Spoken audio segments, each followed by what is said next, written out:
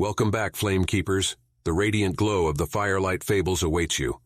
We're thrilled to have you here at the Flickering Shadows, ready to embark on yet another thrilling adventure. As the Flame Keepers, you hold the key to our blazing community of storytellers and enthusiasts. Gather round, for within these virtual embers, we ignite the magic of imagination and unleash tales that will leave you mesmerized. Keep the fire burning bright by hitting subscribe, like, and share, for with each new video, we stoke the flames of imagination and kindle the passion for storytelling. Without further ado, let's jump right in. Darkness enveloped the room as I sank into the soft cushions of the couch. It was a stormy night, the rain drumming relentlessly against the windows, casting eerie shadows on the walls. The wind howled like a tormented spirit outside, adding an extra layer of chill to the atmosphere. Perfect conditions for a night of horror movies. I loved the thrill of being scared, the adrenaline coursing through my veins as the images flickered on the screen. There was something exhilarating about losing myself in the world of the macabre, exploring the depths of human fear. Tonight, however, I would soon discover that there were things far more terrifying than any film could ever depict. I reached for the remote control and pressed play, the movie's opening credits rolling across the screen. The room plunged into darkness, save for the dim glow of the television. As the film unfolded, a sense of unease settled over me, a primal instinct warning me that something was off. The flickering images danced before my eyes, shadows flitting across the room, merging with the darkness that clung to the corners. The atmosphere grew thick with an unseen presence, as if the very air itself had turned malevolent. I could feel my heart pounding in my chest, my breaths becoming shallow and quick. The movie intensified, the tension building with each passing scene. Every jump scare sent shivers down my spine, and I found myself glancing nervously over my shoulder, half expecting to see something lurking in the shadows. But there was nothing, just the empty darkness of the room. Suddenly, a peculiar sound resonated from the television speakers, a faint whisper that seemed to originate from within the room. My blood ran cold as I strained to make out the words. It was a voice, soft and chilling, like a spectral whisper carried on the wind. "Watching, always watching," it murmured. "We see you." My heart skipped a beat, and I fumbled for the remote control, desperate to silence the voice. But as I reached out, the television screen went blank, leaving me in complete darkness. Panic swelled within me, but before I could react, a pale glow emanated from the corner of the room. I turned my head, eyes widening in terror, as I saw a figure materialize from the darkness. It was a tall, shadowy figure, its features obscured, save for two piercing glowing eyes that seemed to bore into my soul. My throat constricted, rendering me speechless as fear rooted me to the spot. The figure took a step forward, and a surge of terror gripped me. I tried to scream, but my voice was trapped in my throat, silenced by the suffocating presence that loomed before me. The air grew colder, each breath becoming a struggle. The figure's voice echoed in my mind, a haunting whisper that seemed to reverberate through my very being. "We are here," it intoned. "You called us with your fear. Now you must face the consequences." With each passing second, the room seemed to shift and contort, the walls pulsating as if they were alive. The shadows twisted and writhed, reaching out towards me with skeletal fingers, beckoning me into their clutches. I could feel their icy touch, like 1,000 needles piercing my skin. The horror movies I had once enjoyed now seemed like a cruel joke, a gateway into this nightmare. I closed my eyes, hoping that it was all just a terrible dream. But when I opened them again, the figure was still there, its glowing eyes fixated on me. Time lost all meaning as I remained trapped in that nightmarish realm. The figure taunted and tormented me, a malevolent presence that fed on my fear. I longed for the dawn to break, for the sunlight to banish the darkness that had consumed my world. And then, as if by some miracle, the first rays of morning light filtered through the window. The figure recoiled, retreating back into the shadows from whence it came. The room returned to its normal state, the walls no longer pulsating, the shadows once again harmless. I collapsed onto the couch, gasping for breath, my body drenched in cold sweat. The horror I had witnessed was etched into my mind, a reminder that there are things in this world far more terrifying than any movie could ever convey. From that night forward, I no longer sought solace in the realm of horror movies. The darkness held its secrets, and I had glimpsed them firsthand. Now, I live with the knowledge that there are things lurking in the shadows, waiting for those who dare to watch scary movies in the dark. Deep within the heart of the Louisiana Bayou, a secret society lurked in the shadows.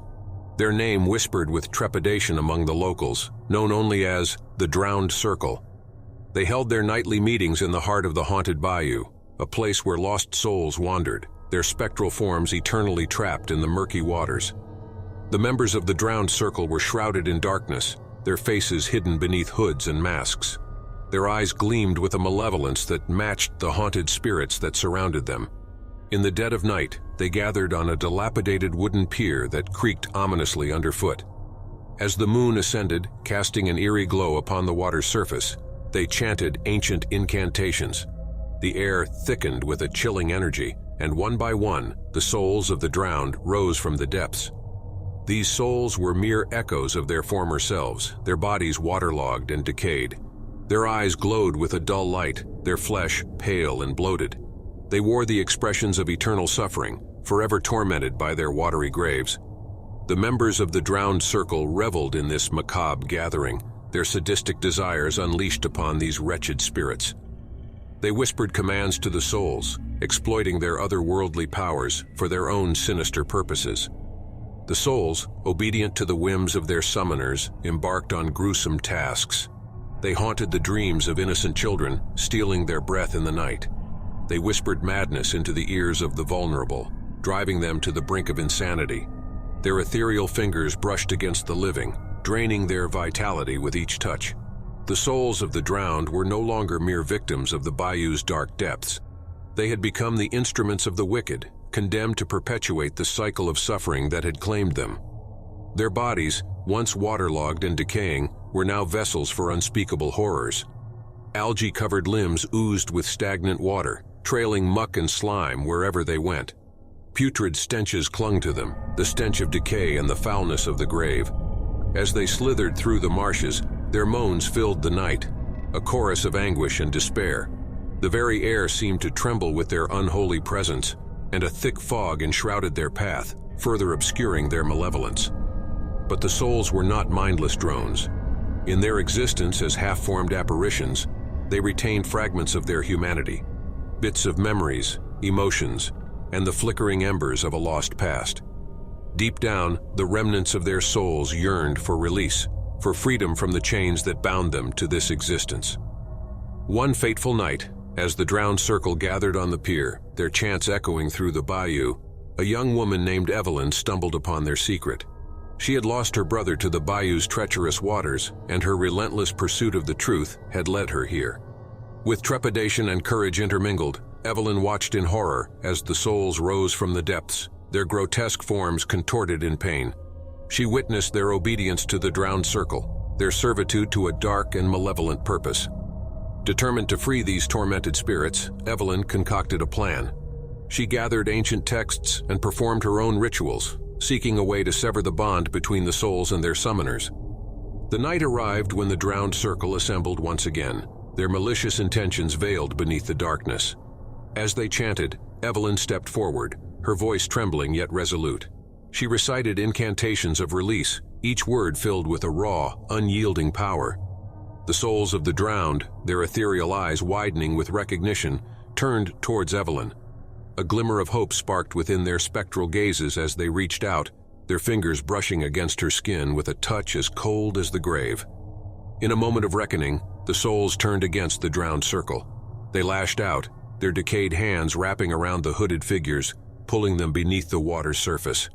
The bayou swallowed their malevolence, devouring the wicked as they were dragged into the depths they had once condemned others to.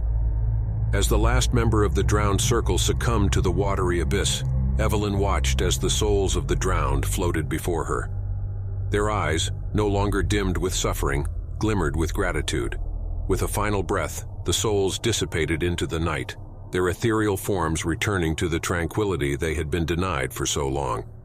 The haunted bayou, once a haven for malevolence, transformed into a place of peaceful rest. Evelyn, the unwitting savior, stood on the pier, a mix of relief and sadness filling her heart. She had thought her pursuit of the truth would bring closure, but it had led her down a path she never could have anticipated.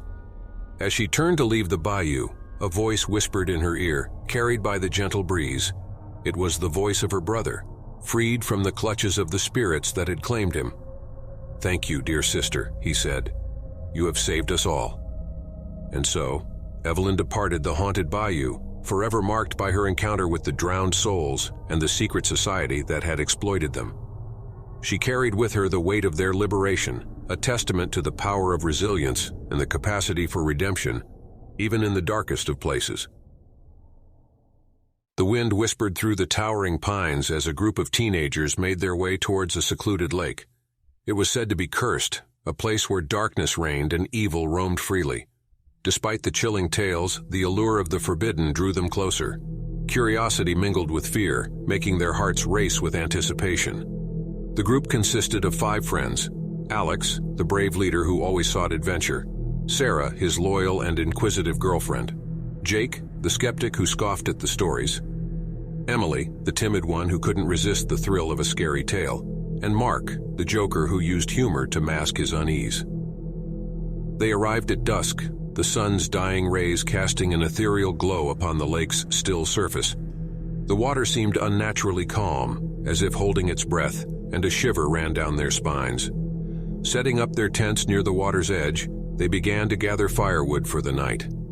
As twilight painted the sky with hues of orange and purple, they huddled around the crackling fire. Shadows danced, twisting and contorting like malevolent spirits, as they shared stories of eerie sightings and strange happenings related to the lake. Emily spoke first, her voice trembling. "I heard there was once a family who lived near this lake. One night they vanished without a trace. All that was left was a sense of despair and a lingering darkness." Jake rolled his eyes dismissively. "Come on, Em. You can't honestly believe in these legends. It's all superstition and hearsay." Alex intervened, his eyes scanning the surrounding darkness. "Jake, you might be right, but there's something about this place that feels different. Let's stay open-minded and see what the night unveils." With that, Sarah shared her tale. "My aunt used to visit this lake as a child. She claimed she saw a figure standing by the water, its eyes glowing like burning coals. She said it whispered to her, promising unimaginable power." Mark chuckled nervously. "Unimaginable power? Sounds more like an overactive imagination to me. Besides, we're just here for a good scare, right?" The flames flickered, casting eerie shadows upon their faces. The air grew heavy, pregnant with anticipation. They couldn't shake the feeling that they were being watched. As midnight approached, the lake turned as black as ink. The moon, a mere sliver in the sky, provided little illumination. A dense fog slithered across the water's surface, obscuring their view and stifling their breath. A hushed silence settled over the group. Their eyes darted anxiously, searching for any signs of movement. Suddenly, a low, haunting melody echoed through the night, captivating their senses. They turned toward the sound, and their hearts stopped. Emerging from the fog, a figure materialized. Its features were obscured by a tattered cloak, and its eyes glowed with an otherworldly light. A spectral hand beckoned them towards the water, as if inviting them to partake in a forbidden dance. Fear clenched their chests, but a morbid curiosity kept their feet rooted to the ground. They shared a glance, a silent agreement to confront the darkness together.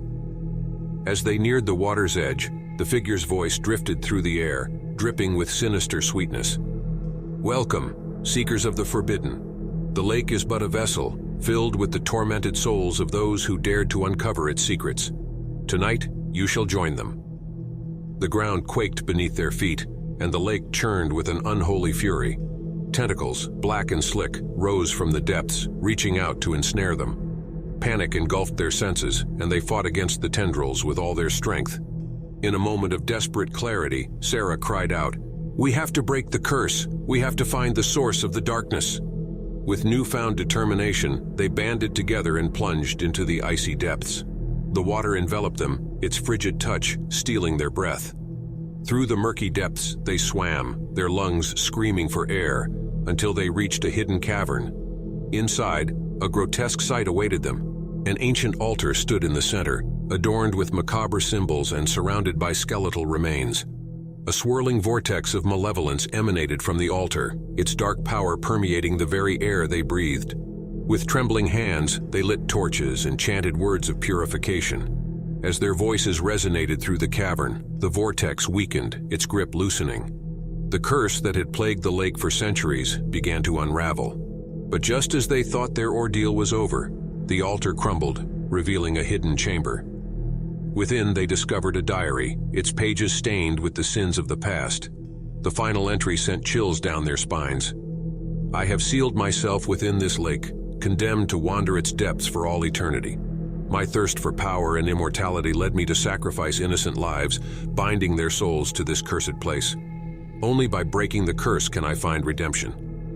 A cold realization washed over them. The figure they encountered was not the embodiment of evil, but a trapped soul seeking release. With heavy hearts, they vowed to honor the spirit's request. As they made their way back to the surface, the tendrils released their grip, allowing them to emerge from the water, gasping for breath. The lake, once a place of darkness, transformed into a tranquil oasis beneath the moon's gentle gaze. The group packed their belongings, their hearts heavy with the weight of the lake's secrets. As they walked away, the figure stood at the water's edge, its eyes brimming with gratitude. With a final twist of fate, the figure's cloak fell away, revealing a face they recognized all too well. It was Sarah's long-lost aunt, her spirit finally at peace. They had expected horror and found redemption instead.